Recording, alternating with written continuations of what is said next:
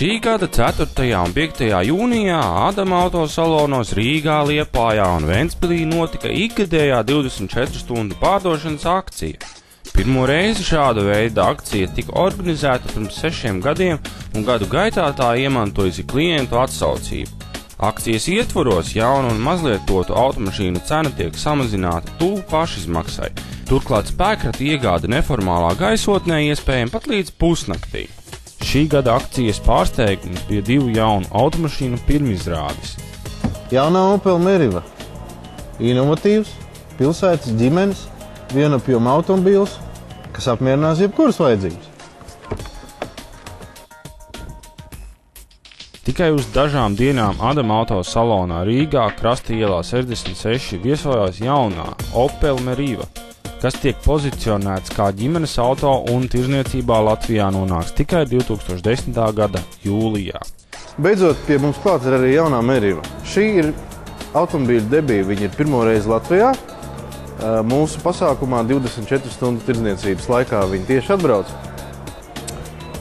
Ko gan varēja teikt par šo automobīļu tehniskajiem parametriem? Automobīļa garums ir 4,26 cm. Ja runājam par riteņu bāzi, tad 2,63 cm. Tātad mašīna ir kā kompaktklases, bet tomēr vienapjoma. Ko nozīmē vienapjoma? Tātad ir kompaktklases un minivena salikums. Automobīlim ir pieejami 3 benzīna dzinēji. Viņi ir gan vienas kubatūras 1,4 litru, bet, ja runājam par jaudām, tad viens sākot ar 1,400 zirgspēku dzinēju un 2 turbo pūces dzinējiem 140 un 180 zirgspēkiem. Runājot par dīzeļiem, tad tie mums ir 4. Visiem kubatūru mums ir 1,375 zirgspēku, 1,395, 1,710 un visbeidzot šo te dzinēju gammu noslēdz 1,730 zirgspēku jaudas dzinējs. Automašīnas dizaineri ir piedomājuši pie dažāda veida sīkām lietiņām šim automobīlim, kas ir mūsu ikdienas dzīvē ļoti noderīgs un piemērots. Ja mēs runājam par šo automobīli, es varētu raksturot, ka tas burvju vārds ir flex. Flex tātad mobils, pārvietojams, pārtransformējams dažādos veidos. Kā piemēram regulējam aizmugurējie sēdekļi, revers veidā atverams aizmugurējās durvis, nomontējam vidējā konsola bīdām dažādos variantos.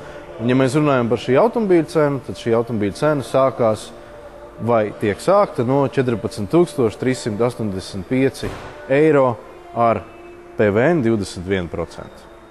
Nemazāk interesants jaunums bija sagatavots mazās automobīļu klases cienītājiem.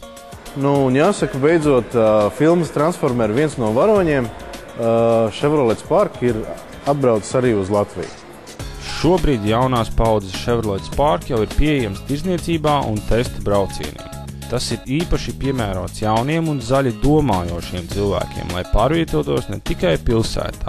Runājot par šo mašīnu, manuprāt, viņu varētu noraksturot teikumā kā mazlitrāžas, ļoti saprātīgs budžeta auto, kas ir paredzēts viennozīmīgi pilsētas braukšanai.